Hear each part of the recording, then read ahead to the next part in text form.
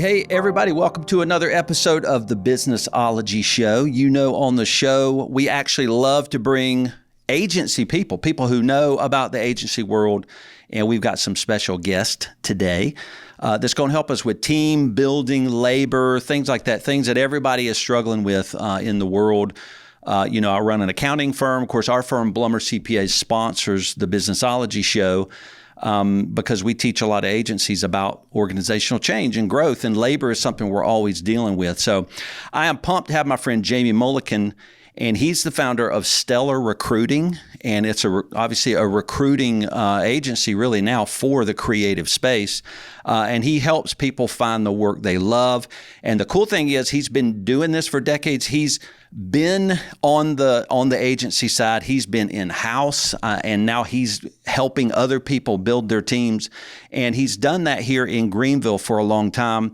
And I'm going off script, but I just want to talk to him. He's called the Unicorn Hunter. So I want to welcome Jami to the podcast live in studio.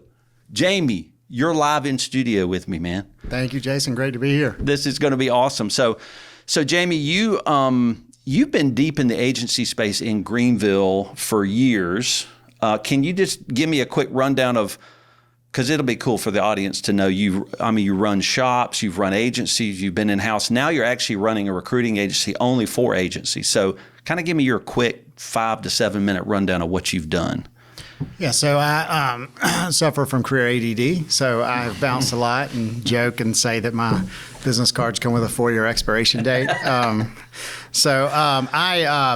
My parents were entrepreneurs, and my mom owned an interior design firm, and here in Greenville, actually like 700 Woodruff Road, so like literally $6 right up there. I didn't even know that. Yeah. Man, that's cool. No wonder. And I always drew, so I was fortunate to go to the Fine Arts Center here in Greenville, which was an arts high school, and I remember Jim Campbell, who was my teacher, said, what do you want to draw, paint, or whatever? I was like, I don't know. I need people to tell me.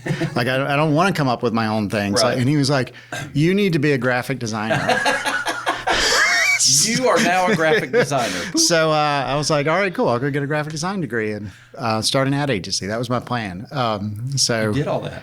Young and dumb.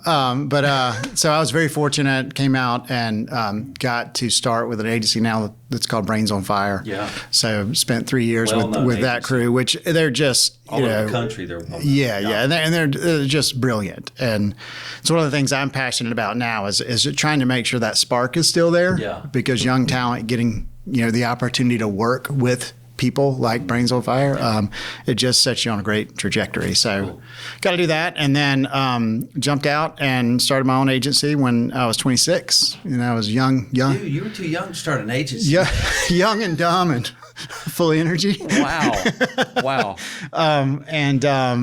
Did that. And it's cool to see it's still around. So that agency's in Greenville. It's called Fuel. And I was one of the original founders there. It's had multiple iterations of ownership and transition, but it's still cool to see it around. Did that for a while. Our original partners at Fuel were like a couple of guys that were at Brains on Fire and an agency before that called Greg and Greg. Yeah.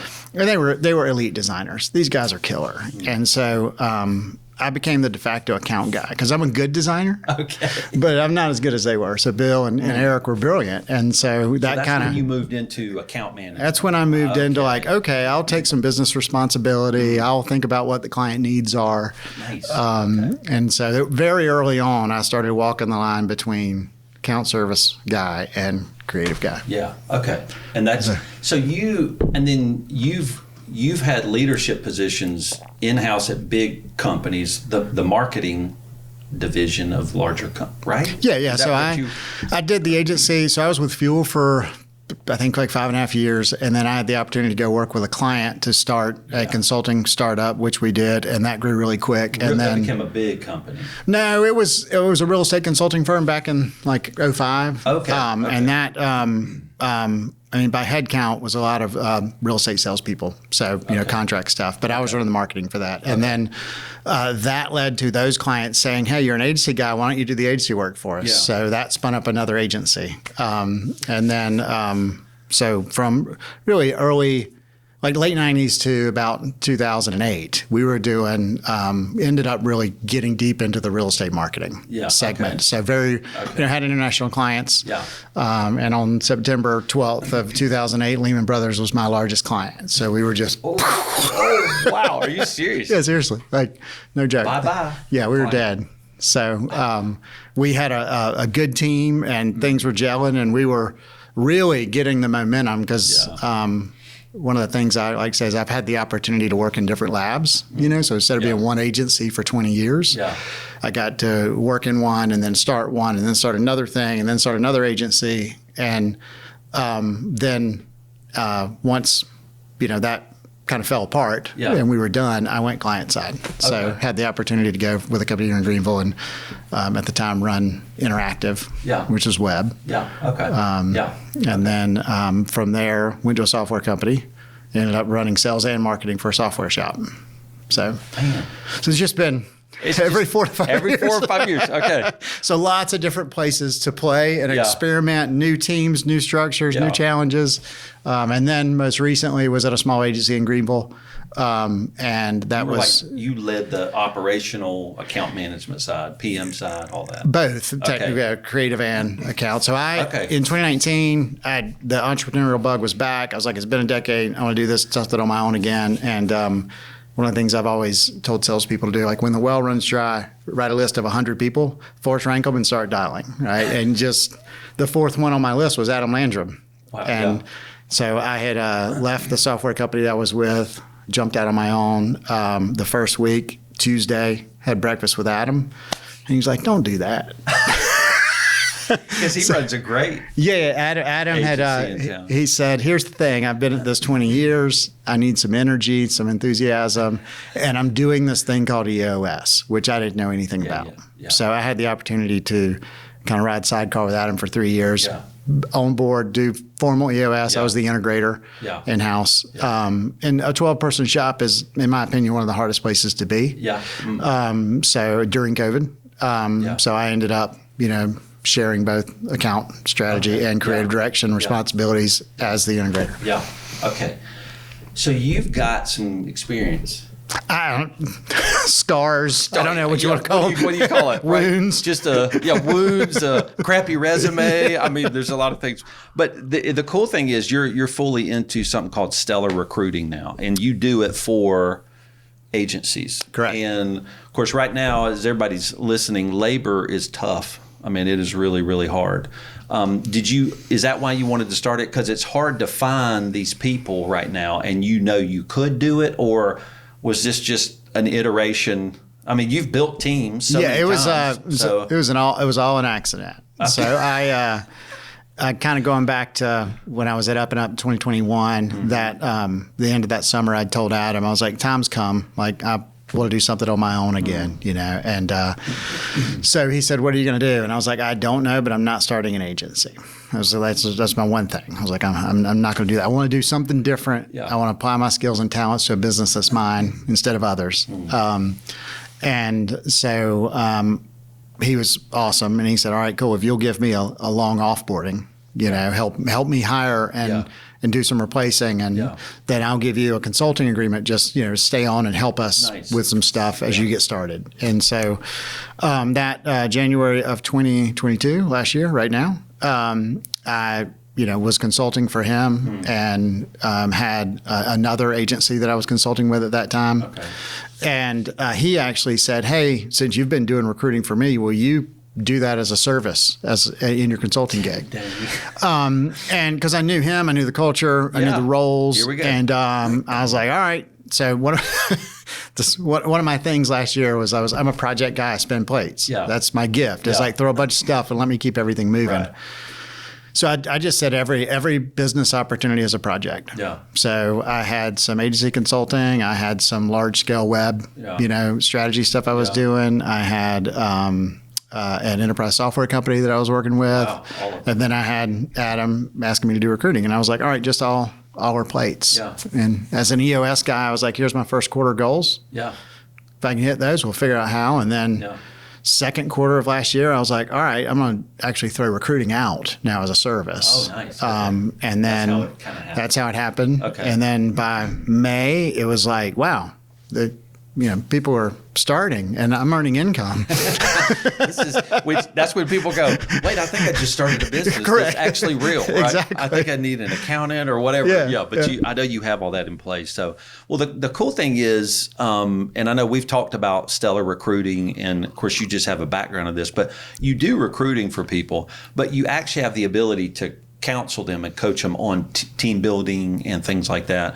One thing you told me early on, what team sizes are really funky, right? Yeah. So, and we learned this through consulting, is that if you're hitting an agency around 6 people, then 12 people, then 18 people, there's different models you've got to operate on at different sizes. Yep. And what a lot of times we teach agencies, and they don't know it because it's typically a creative person that's running a business. Correct. And just like an accountant, and we're not schooled in entrepreneurship in that profession. Yeah. And so they don't realize, and we go, that model you used at 5 people doesn't work. You have 15 people. You have to rebuild your company.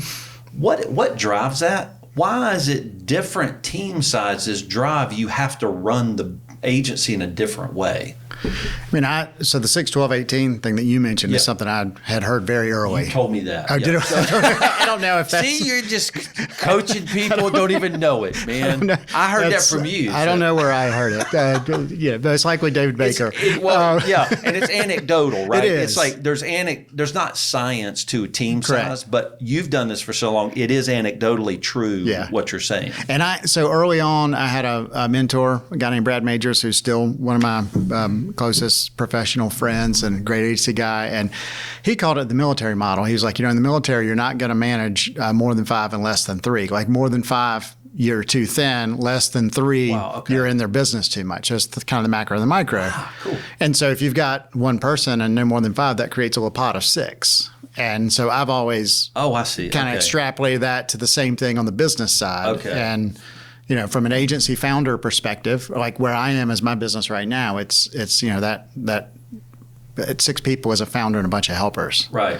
So I'm trying to build my team. But right now, anybody I bring on is going to be like, all right, Jami, what do I need to do? How do I do this? Every single person is asking you, what do I do today? Correct. So I've got to create a structure that allows me to, them not to be dependent upon me to do their work. Okay. So, and then I think that 12 mark is where it's like you've got, 12-person agency is most likely, a well over $1 million business, right? Yeah. So they've got revenue and flow and projects, but you're not big enough to have managers that cover both sides of the house. Right. So it's like, old school agency was easy. You got to count people and creative people. Yeah. Account person, copywriter, and designer, and just scale that. Yeah. It's gotten way more complex today. Why is it more complex? Why is that old model, account side, creative side, why is it not that clear anymore? It's much more multidisciplinary, right? So now you have agencies that are doing web, that are doing paid search, SEO, content creation, social. The market has different expectations on an agency and demands them to do multidisciplinary things. Yeah, PR, as a discipline, all like that. It's when you look at like, hey, I need a creative director, they can manage writers and designers. Yeah, okay. Right? And it's like, so you could scale that model. Okay. But if you've got, if you're trying to figure out like, we got a creative director and we got a developer and a paid search guy, is that the right structure? Yeah. For a creative director to be managing, or is it just you have each of those disciplines, and you usually have kind of that 12 people, you get to 18, and it's like, all right, I got to count. The front of the house is covered, right?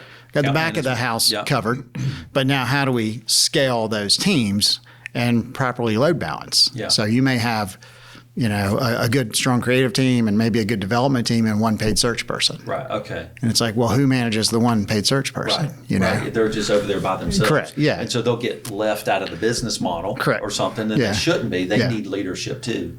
And so you got to figure out where to put them. Yep. And so I think you also told me at one time there is because you've scaled agencies before, and you said, and we're a 12-person firm too. We're a creative services agency. We call ourselves that, and though we're an accounting firm, we serve agencies.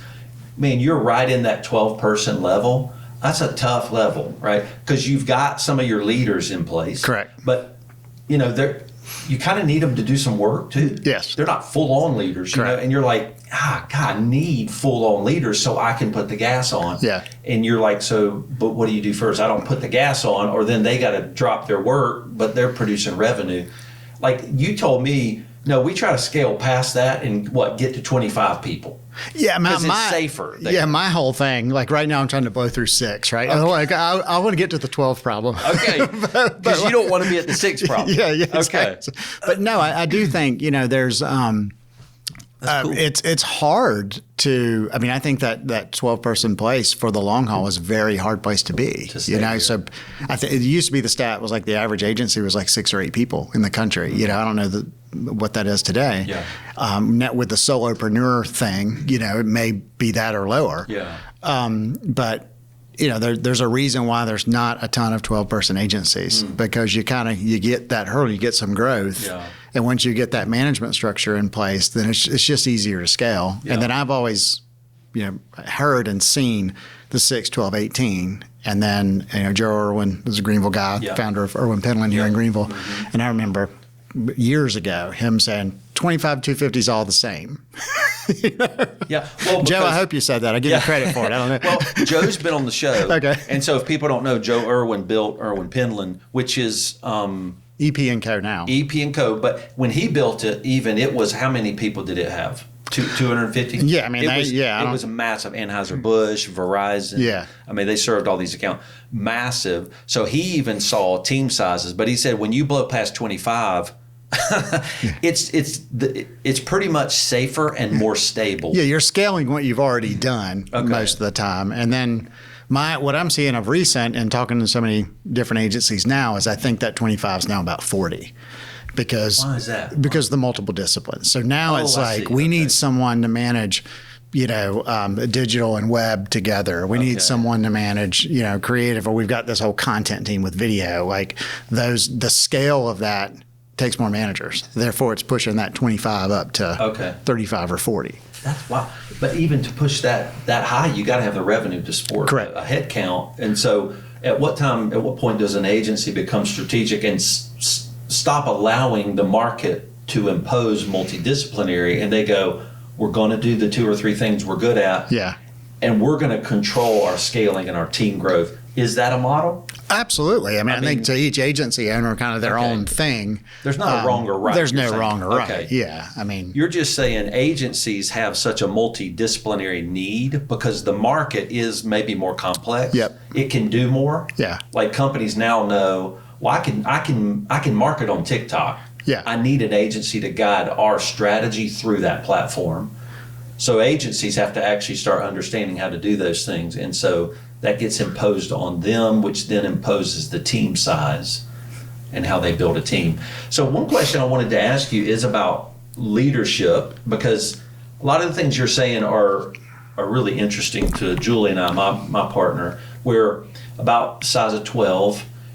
We're still pretty involved, right? Yeah. Which is a heavy load of 12 people and that kind of revenue. That's a heavy load on us. We really lean on our team, our leadership team. And so we tell agencies a leadership team gives you a lot of leverage, right? Instead of me talking to 12 people, I can talk to 3 leadership team. They're talking to 12 people. Is that how you think about building a leadership team? That is the closest people to you that start giving you advice in the major disciplines they're supposed to manage? Or is there another way you build a leadership team? What do you think about when you need to build a leadership team or hire a leader? Because I imagine people come to Stellar Recruiting and go, I need a leader. I need a CD to come in. Yeah. Yeah, so I mean, I'm not here to pitch EOS. I mean, there's other frameworks, but I feel like what that's brought is, it's just brought a language, right? If we can sit down and understand, like, okay, now here's a language and framework that makes sense to us, and we can all kind of get behind that, that makes sense. Yeah. But I think the leadership team, the idea that there's a very clear vision. I mean, I think that's whether it's an owner or a leadership team, like it's hard to grow a business if people don't see a path. Right. So how do we have a clear vision? Mm-hmm. And if we have a really clear vision and, as an agency, I think a lot of agencies struggle to position themselves. Big time. And they know it a lot. The smart ones know it. Yeah. So if you're, if you've got a very clear vision and position for yourself, then, I think what works is you've got a clear vision, but yet you're listening to the people doing the work. Yeah. So how do you let everyone in the company be engaged in the process? And you've got a good structure to where I'm not overly bureaucratic on process and all that. I might teach people the why before you teach them the how, right? But you've just got a clear vision. You've got a team that supports that. Everybody understands their role on the team, and then you move forward. And I think because that 6, 12, 18 hurdles, like it's hard. The vision changes at each of those milestones, and your needs change and your annual objectives change. Whereas I think once you get some of that scale, and it's like, hey, all right, now we can see that we actually have momentum. We have an agency of scale, and everybody can see that. Okay. So I think it's just easier when you've got that scale to continue to I don't know. I guess. Put the right people. Yeah. Because when everyone's wearing multiple hats, it's really hard to be a leader when you're a manager and a doer. That's right. Yeah. So and it's not an efficient way to embody a role. Yeah. Right. You got to be really laser focused. But in smaller agencies like 12 people, everybody has multiple hats on. Correct. Which is just kind of inefficient to produce the revenue and deliverables. Yeah, and there is I can. My brain's rows and columns. So I can be like, what hat do I have on right now with the work that I'm doing? Yeah. Take that hat off, put another on. Right. It's like, or you get one question, it's like, put this hat on. Right. They take that off. Well, now let me answer it with this hat, right? But not everybody thinks that way. Yeah, not everybody works that way. Well, so it gets really muddy. Yeah, that leads me to a question is, because you have such experience in agency team building, when somebody comes to Stellar Recruiting and says, I need a creative director, do you ask them questions and then you go, actually, they don't know what they need to hire. They think it's a creative director and it's not. So why don't they know? And how do you help them know it's not a creative director you need? That's an account person. Why don't they know? And how do you know to tell them who they do need? That's kind of a confusing question. But. No, so I think, I kind of have a slide that talks about where we shine, and one of those is called role shaping. So it's when someone comes in and says, "Hey, this is what I need," I think there's this idea of the frog in the well. Like if you only know what you've been inside, which is your own agency, right, for sure, and you don't know what experience is outside, then you don't really have as many perspectives to draw from. Right. So whereas I've hopped a lot. So you have a lot of perspectives. I have a lot of perspectives, but what I value most in an entrepreneur is perseverance, and that's the one thing I haven't had. Like I get bored and bounce, but so now for myself, I'm like doubling down on perseverance. Come on, I'm proud of you, Jamie. I think. Going back to that size, right? 6, 12, 18. It seems like 40 is the number right now on most of the clients I'm talking to. Wow. And it is like just being able to say like, hey, we think we need, we need a project manager, right? And it's like, all right, let's talk about what that role is. Okay. And when they're talking about resourcing and forecasting and, we're looking for someone to potentially move into this integrator role. Right. It's like, well, you may need someone who's higher level than a project manager right now. And you'll say that to them. Oh, yeah. Okay. Yeah, and I'll read the job descriptions and talk about, well, what about this or that? And, is this person responsible for revenue recognition, which is a complicated thing in an agency? Like how much HR responsibilities do they have? Right, So all of that type of conversation to go, okay, well then, I think maybe the role is this. And a lot of times I'll pull up someone I know's LinkedIn profile and I'll show them like, hey, here's this person. You can see their career path. Kind of see how they've gotten there, and just to give them a model of like, here's someone who's done a similar thing. Okay. That's not a candidate, just someone I know that's a good representation of a path, and you can kind of see how they got there. Oh, that's cool. Okay, so if somebody's coming and saying, hire this person, you'll probably be able to find a LinkedIn profile and walk them through. Do you see where you want your person to go? They didn't get there. Yeah. So you're not trying to hire this growth path. Correct. So what they're hiring, or is this true? Are they trying to hire somebody who's done something that would end up being this next step for them? And the agency owner is often confused. It's like, I think I need a project manager. And you're like, no, that's not getting them to this, or maybe that is getting them to the integrator. But some people, they don't know the growth path of a particular employee. So it's hard for them to know who to hire. Well, I mean, I think that's a component. It's, I think for me as a recruiter, since I know the agency space, like I've never recruited anywhere else. I don't know how other recruiters do it. Right. I assume they're like, give me a job description and that's what I'm going to do. I'm doing what you told me to do. Oh, totally. I'm okay talking to a client and going where they're like, well, we need a senior level person, but we've only got a junior level salary. And I'll be like, well, I'll go find you someone and I'll find you a good, better, best scenario in here. And I'll tell the candidates, like, they have a junior level salary. They're looking for a senior level person. I understand what you're asking for. That's going to be a stretch for them. But if you're interested in talking to them, I'll just make sure on both sides of the house that they're asking for this. You ask for this. Money is not aligned. Are you interested in talking? And then usually that helps, the hiring manager or the agency start seeing what, the different roles are and what different levels of experience are.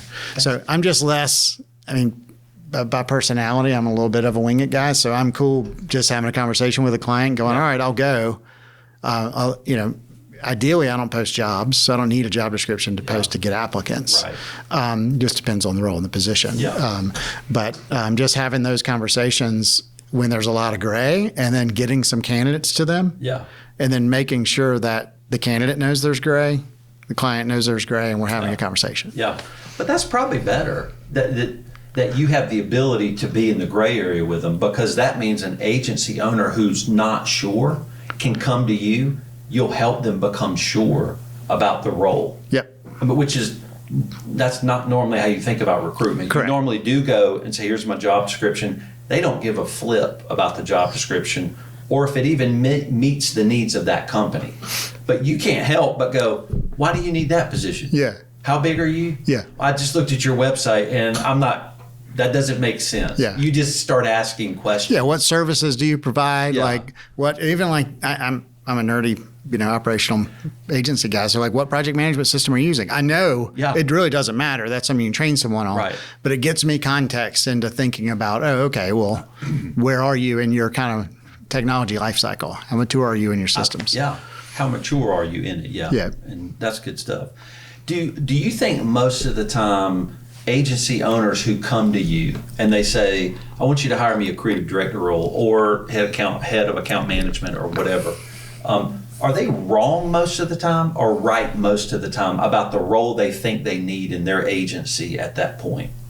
No, I would say they're right most of the time. So they pretty much know their business pretty well. Yeah, definitely. And it gets into just nuances. So it is a little bit of the why, like why now? What, some of my questions are, has this, what's worked well in this role before? Have you ever had this role before? What hasn't worked well? Tell me a time when you hired someone that's account manager that didn't go well. Those types of questions. Just to really understand like what their, experiences are. And then, just nuancing, the difference between you're a project manager, a traffic manager, or a resource manager. Like, may all be the same thing. Or just, to them, it may be the same. And you may go, there's nuance between those. And it's a different kind of person. Do you want a CD? You want an ACD? If that's a writer, or do you want a senior writer? So different, are they going to be managing anyone, or are you just giving them a title? So you can attract them, but they're not going to manage anybody, That matters. Because then you want to know, do they have leadership skills? Correct. And that's who you got to look for. Because they're going to have 10 people under them. You're like, okay, that tells me who I have to have and who I have to cut out. So will you help them nuance to add the senior, the junior? You'll kind of add to that title a little bit to make it more accurate. And then also there's the difference between sometimes what a role is called internally to an agency versus what's going to attract the right candidates, right? So sometimes it's like, I know you're calling it this, but I'm going to call it this, and I'll make sure they know that, because that's going to get me, better candidates than. I get it. I didn't think about that. So they'll come with a title and you're like, the title's fine. Here's what I'm going to call it when I publish for it. Correct. And I'll get those people and I'll just tell them the title's actually different than what I put on the profile. Correct. I have an agency that's a brand agency. So they call their account team brand managers. If you post a brand manager job, you get all corporate applicants. right? So And you know this. but it's like, but we need we're only going to hire agency people. It's like, well, we're going to call it, an account exec or an account manager, depending on the role. Right. But then also knowing that when you put account in anything, you get tons of generic applicants. Okay. So really, I mean, that's the thing about the agencies is there's a lot of value in hiring people that haven't been in it before. But there's some stuff that the learning curve of an agency is so high that for certain roles, it's like we've got to have someone who at least has, the inner workings of an agency for 2-3 years. So we don't have to teach them what an agency does. Right. And also the pace, like getting a corporate person to the agency side doesn't always work out. Right. Because corporate people go slower. Yeah. And agency people are doing a whole bunch of stuff all the time. Yes. Very quickly. Yeah. With deadlines. Correct. I guess corporate people have deadlines, but not the kind of same kind of deadlines. Corporate is good nuance. Corporate people have control, right? Agencies are servants. I see. So that was actually talking with a client yesterday. She said that's what I see. And if someone comes from the client side to their agency, wanting to be an account person, if you listen to what leadership means and what career path means, it means they want to make decisions. But on the agency side, we don't get to make all those decisions. That's an interesting nuance. Yeah. And so a corporate person can come with some lens of control, and they'll carry that over to an agency, and the agency owner will go, "What are you doing? You can't do that. You can't do this when you want to do it. That's just not our decision. We're told to do it. The milestone's coming up next Friday. I don't know what to tell you. Yeah. We're going to do it on Saturday and Sunday." Yeah, and I will put the disclaimer on there that I do think well-rounded marketers spend time on both sides of the house, because if you've been an agency person, then there's a lot of value to the client side. If you've been a client, there's a lot of value to the agency side. So I'm not a corporate, you can leave the client side, come to an agency and be successful. It just depends on timing and role and all that stuff. Yeah, and you need to know you just need to know it's different. Yeah. You're not saying you can't be successful one way or the other. Correct. It's just a different pace. Yep. A lot of different things, different pace, different control, different management styles that it takes, and things like that. One thing you said that's interesting is it's probably a huge deal, or I'm guessing it is, that somebody comes to you and says, "I'm trying to fill this role," and if you find out they've never had that role before, they're making some strategic move. Yeah. Typically, if they got a brand new role, they're trying to get a leadership move in there. Yeah. What could trip them up if they don't know how to lead a role they've never had before? What are some nuances that you would help them go, "Hey, you've never had this role. It's probably not going to be what you assume it is." How do you kind of walk them through that? And how is it different if they've had that role many times? Yeah. I know there's a lot to that question. I'm just interested how you could guide them through that. I mean, I think, so one of the things I've found successful is sitting down with clients and talking about the positions they're going to need over time. Yeah. Because it's like at-need hiring is like, you're going out and you're throwing your line in the water that day, expecting to find somebody. Career changes, timing is the most important part, right, on both sides. So I've always had built long haul relationships, built a network. That's why becoming a recruiter was fairly natural. Right. But even as a hiring manager, like seeing someone, meeting someone and being like, one day we're going to figure out if we can make something happen. Right. Okay. So having a good strategic, hiring plan to know that, hey, 2 or 3 hires from now, we're going to need that director of account service role, or, we're going to need this type of creative director or something. Like having those conversations allows me to go out and start, conversing with people way before the need. And so, and I mean, other recruiters may do this, don't know, but that lets me kind of find someone and be like, hey, I've got this client over here. I understand strategically where they're going. And I'll tell an applicant, like, this is a long haul conversation. It's not an open position, but I know strategically they're looking for someone like you. Cool. And then, if they're like, okay, I'm cool with the conversation, I'll tell them I don't have a job posted. Okay. It's not an open rec. Yeah. But if you don't mind me submitting your stuff to this client and reviewing it with them, if they're interested, we can see if the conversation starts. And most of the time, the clients can be like, absolutely, I'll spend time talking to them. I'm not ready yet. Yeah. But then you can start having that conversation and building that rapport so that, what candidates don't want to do is have to go look for a job either. Right. So Well, that's why they're going to a recruiter. They correct. like recruiters Yeah, too. but if I'm like, I'm happy where I am, I just know that my career's tapped out here in 3 years, so I'm looking to make a move for something like this, and I can start that conversation now, and it takes 3 months. That's me doing what I do well, right? So I think just having that plan ahead of time, candidates can talk to me because I can be their advocate and have multiple opportunities. Whereas we can post, I'm not in most scenarios, I'm not an exclusive recruiter.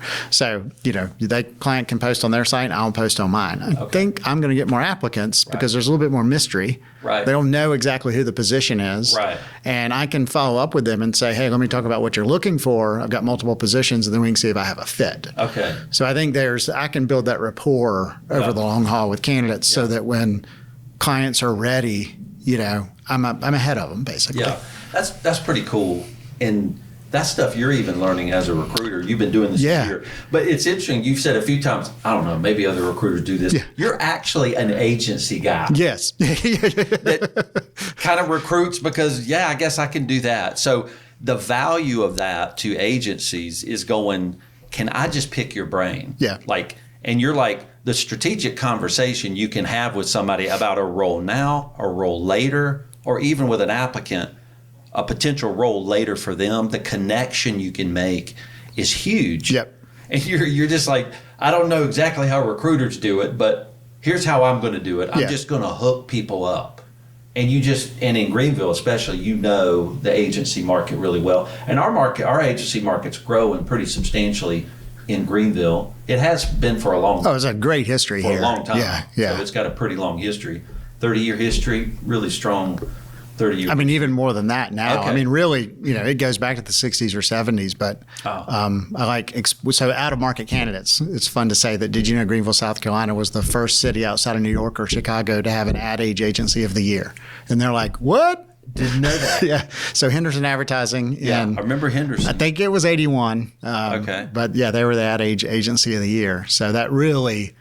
There's other agencies prior to Henderson that got a culture here going, but really Henderson brought Joe Irwin. Henderson brought Mike Goot that founded Brainsville Fire. Henderson brought a lot of people here. Yeah. Okay. So. Very cool.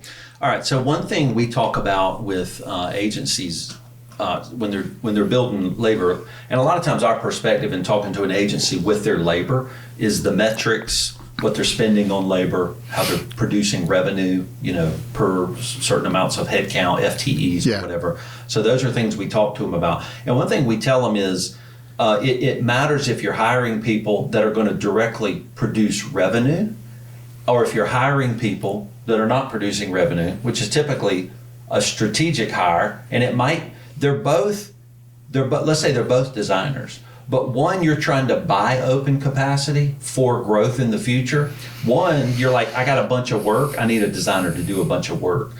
Do you walk people through the getting a team member who's already justified by the revenue with one who's not yet justified by the revenue? It's like, well, we don't really have the revenue, but get this good person while you can, because we're going to grow in the future. And on the books, we talk about that's an expense, and you're going to bloat your labor revenue a little bit, your labor expense. But we know it's a good strategic move because you're growing.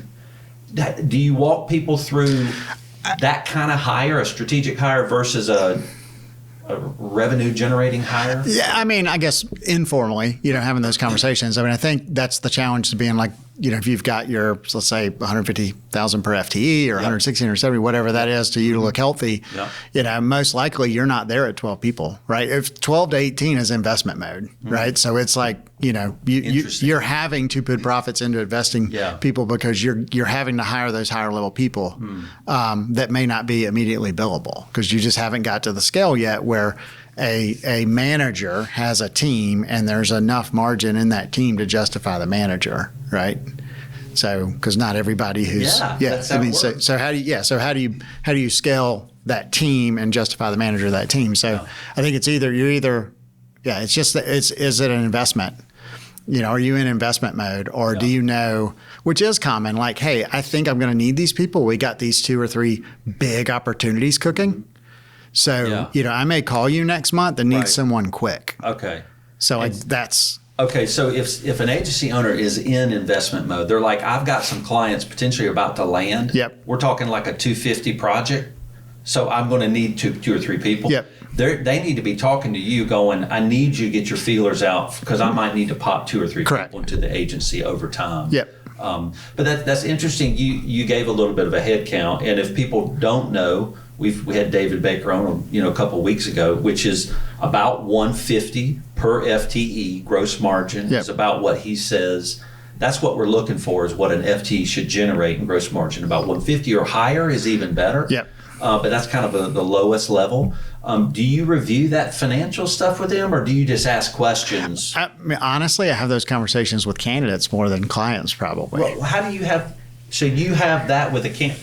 You have it with a person that doesn't even own an agency? Yeah. So one of the challenges right now in the labor market is candidates want more money than agencies are willing to pay. Okay. Right. That makes so sense. if I have and none of these are live examples, just throwing this out, but if I have a 4-year experience designer that wants to be an art director and wants $90,000, right, in Greenville, South Carolina, right, then it's like, all right, well, are you willing to sign up and generate $270,000 in revenue, right? Because if the easy 3 times multiple on the salary. There you go. Yeah. And if you break down with a candidate, especially a younger candidate, what that means, and it's like, do you want to be doing timesheets for 47 hours a week or whatever the math ends up being? Right. Yeah. It's like, so you have to understand that your role is to, come onto a team. You still have a lot to learn. You're young, right? I do tell younger candidates that this is magic happens in this business. There's not a lot of other businesses where you get to show up every day with a blank white canvas, create something from scratch, and serve a purpose, right? And that purpose is, I'm a designer. My purpose is to do great design to help people better communicate their brands. Right.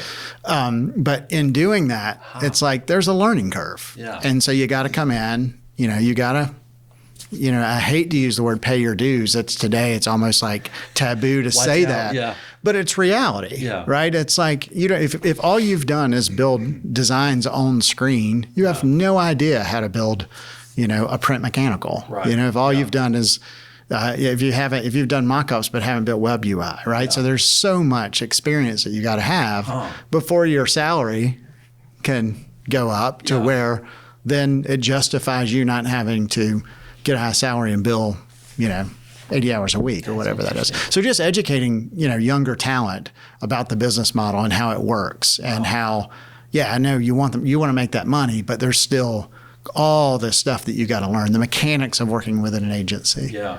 Well, that's pretty powerful. So if an agency owner is coming to you to recruit, you're actually educating the person they may hire on how economically feasible they have to be. Absolutely. It's like, they don't just have pots of money, right? Yeah. Like there's going to be revenue that by some multiple equals your salary. Yeah. So you have to really work pretty consistently and valuably. Yeah. Or it's not going to work out long term. Yeah. So you're kind of educating them. Do you find need to be careful about talking about generations, right? So as you're talking about to younger people, do they not get it? Or do they go, oh yeah, I got to be valuable to that agency. They've got to make money off me. Or do they that's not my problem. I want a job with a salary. What do you see in the younger market? I mean, I think I don't hear too much of this. That's not my problem. I think it's that, just maybe not. Actually, here is an observation. Okay. This hit me earlier in the year, last year. Okay. That, there seems to be a vibe where people are like, I want to be a brand strategist. It's like, all right, cool. How much experience do you have? Right. And you're looking at it. I'm like, you're talking to a brand strategist. Right. Yeah. So it took me 15, 18, 20 years, Right. So you're 27. Let's talk about it. Yeah. Right. So how do you get there? Right. Yeah. So I think there is, actually, I think what used to be back in the day, right, in the 90s. So old, Jamie. So old, But it was like, you got a client, you got work. They asked for this, go, right? Now, I think because of positioning, which it's the law of unintended results. It's like, well, hey, we want to go position this way so we can do better work. But what's happened now is creatives are like, well, is that a brand assignment or is this just an ad campaign? It's like, I mean, does it matter? It's like, here's the brief. Right. Yeah. Right. So like, I think through positioning, we've ended up with agencies being all these different positions. And now you see younger talent wanting to be in certain agencies doing certain things and not other things. And it's like, in the space of an agency is just an agency. We're all pretty similar. Getting people into that environment just to be passionate about creating the work, I think it's something I'm passionate about doing, is making sure that people understand that, and younger talent sees that. Okay. So there is a strong educational part to what needs to happen nowadays. Yeah. You fulfill that educational piece, probably not even by design. You just can't help it. You're like, yeah, do you know what that title means? Yeah, exactly. Yeah. Yeah. And so you just educate. Like, I guess you and I grew up without computers and phones.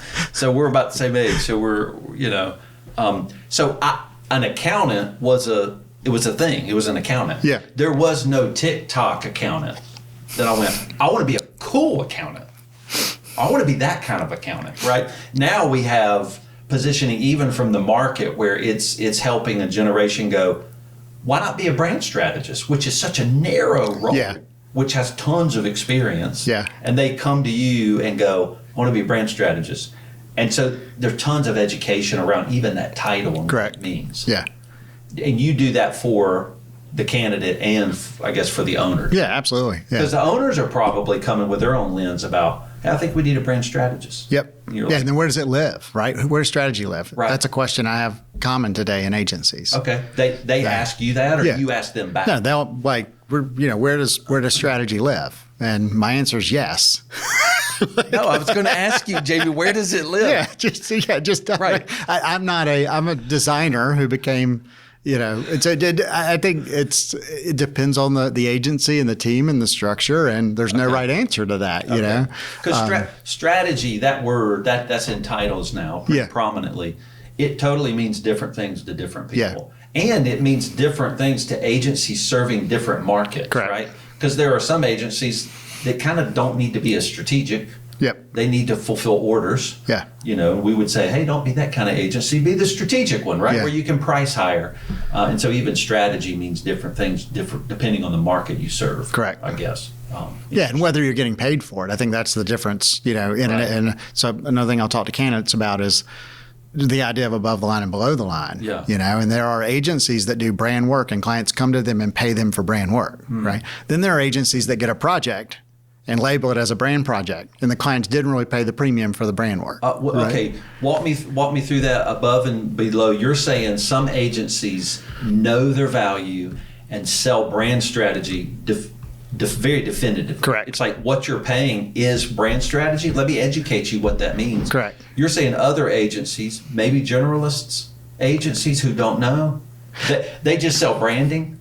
Well, they do brand I think strategy that, also without getting paid. Yeah, I think this was there again, I don't know who to cite this to, but the idea of you want to hire people that believe what you believe, right? You want to work with, you want clients that believe what you believe, right? And if you believe in strategy and your clients don't, they're not going to pay you for that premium, right? Okay. So you can still label it and call it strategy, right. but that's not really what they're coming to you for. There's no premium value to it, correct? Perceived by the market, so you can't apply that price to it. Correct. So especially in when smaller shops, it's easy to call yourself anything you want. But then the gut check is, but our client's actually paying you a premium for that. Right. Are you still just estimating by the hour? Right. And delivering on that. Right. And even though you've got a process, and that's good, and I'm not diminishing it at all, but I think there is a difference between agencies that get paid a premium and the types of roles that they're going to hire versus agencies that are maybe generalist or whatever. I keep hitting the mic. Right. Talking with my hands. And just educating to talent or whoever that there's different types, and it depends on what you're looking for of what may be the right fit. Okay. No, that's good. So that's a way we can even consult with agencies, which is you're hiring strategists. Are you being paid premiums for strategy work? Correct. That's how I can back in to see if you actually need some strategy roles. Yeah. Do you get paid that? And then you start to find agencies that are being paid those premiums because they're doing premium related things. Correct. You're going to find their price per FTE of gross margin is moving into the 170s, the 180 per FTE. Yeah. is more that premium value, with 150 being a bottom line area. So and a flip side of that too is when I went to the client side, and I was actually a client of Irwin Penland at the time, so before what's now EP and Co. Okay. And don't know if this was their overall style or philosophy, but what I experienced as a client is they didn't charge me a premium for strategy. They're like, oh, you need a big plan for that? All right, there's $3,500, because they wanted the $30,000, $50,000, $80,000 on the other side of it. So, they were very service oriented, and it worked. Yeah. And they had great people that knew how to think and think strategically, but they just didn't put the premium on the front end and be like, all right, here's strategy, have anybody do it. They were in that longer term relationship of, hey, we want to serve you well. Yeah, we'll come up with ideas, pick one, and then we'll go execute it. Wow. And things are a little different now. I mean, I'm sure there's still agencies that do both, and clients that have expectations of both. Yeah, cool. All right, so I'm going to ask you the last group of questions. Well, this might be only one question as we wrap up. It's about capacity, which is a super complicated topic, but I'll just ask you it from this direction, which is, do agency owners often know the capacity they need to fill when they're trying to get a role to fill it? Or are agency owners really not clueless, but they're just unaware of their team's capacity, how full it is, how weak it is, how low it is, so that they know when to fill it back up with another team member? What do you see agency owners knowing or not knowing about their team's capacity? That's the question. I mean, I think or what do you just think? Yeah, I mean, I think everybody says our utilization is low, right? I know I have to hire, yet I know I'm not maximizing what I have. Okay. Well, that doesn't make sense. Correct. But I think it's going back to the multiple disciplines and load balancing, right? It's hard if you have 7 different, services or disciplines in your agency. I'm just making that number up. Yeah. To load balance those equally as hard. So you may be slammed in like web development, right? But not over here in paid search. Right. You may be a paid search agency that's slammed in digital, but you're starting to build sites, and you're like, but we need to invest over here. Yeah.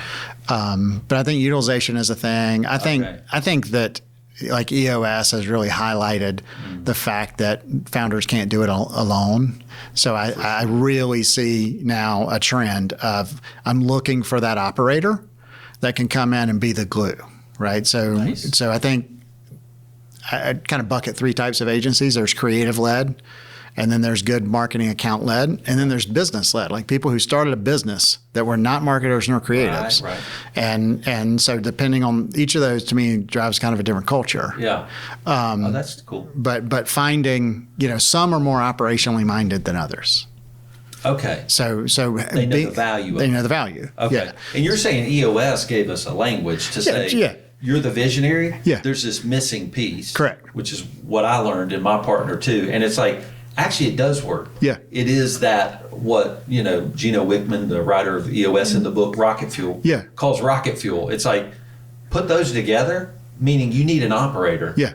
And man, you can hit the gas. Yeah. You can do a lot if you've got a really skilled operator.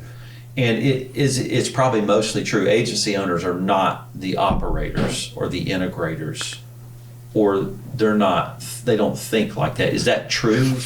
No, not necessarily. Okay. I mean, I know some project managers who are agency owners, and Adam is an accountant. Who's an agency owner, right? Yeah. So he owns Up and Up. That you worked at. Yeah. So no, I think there's not necessarily a pattern there, but I do think the idea that someone starts a business, right, has a motivation and a desire to go do something. And then, like for me, early on, Sandra Frazier, who is now my controller, she was our bookkeeper controller at Fuel. So we've been working together for 25 years. Okay. And she's through multiple agencies and ownerships and stuff, and she's my rock, So I question her sanity, and she keeps me out of jail. But, I love that. But we just work really well together, and that's how I would describe Julie. Too. So, that's really funny. That's amazing. All right, so I'm going to give you a scenario. We're wrapping up. All right. We're almost done. So I'm going to give you a scenario. So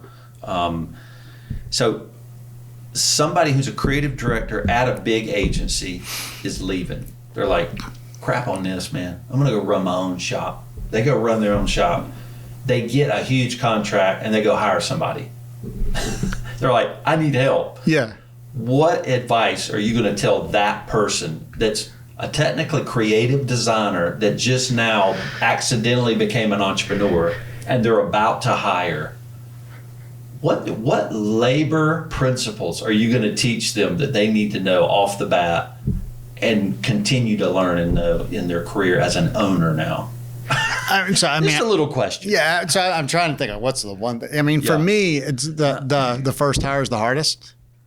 And whatever you think you're hiring for is not it. Okay. Like you're going to hire someone and they're going to solve a problem that you may not have realized, and they're probably not going to solve the problem that you needed them to solve to begin with. Is that generally true? I've just found that it's like, that first hire is so hard to get analysis paralysis. It's like, I don't know what I need. And then you go and you hire this person and it's like, you know, they plugged the hole that was over here that you didn't even know about. Okay. You know, so I guess to me, it's just analysis paralysis is very dangerous. Okay. So, you know, I mean, if you've got more work than you can do, you've got to get people on your team. Okay. And there may not be a right answer on who the first one is. Okay. You know, so the first one is hard to know because you really don't even know your own agency. Correct. Yeah. Because it's just you. Yeah. And so it's okay. Don't flip out about it. Correct. Just try to go get some help and work together to try to figure out what that role is going to become. I guess you still need to hire with a title, a job description.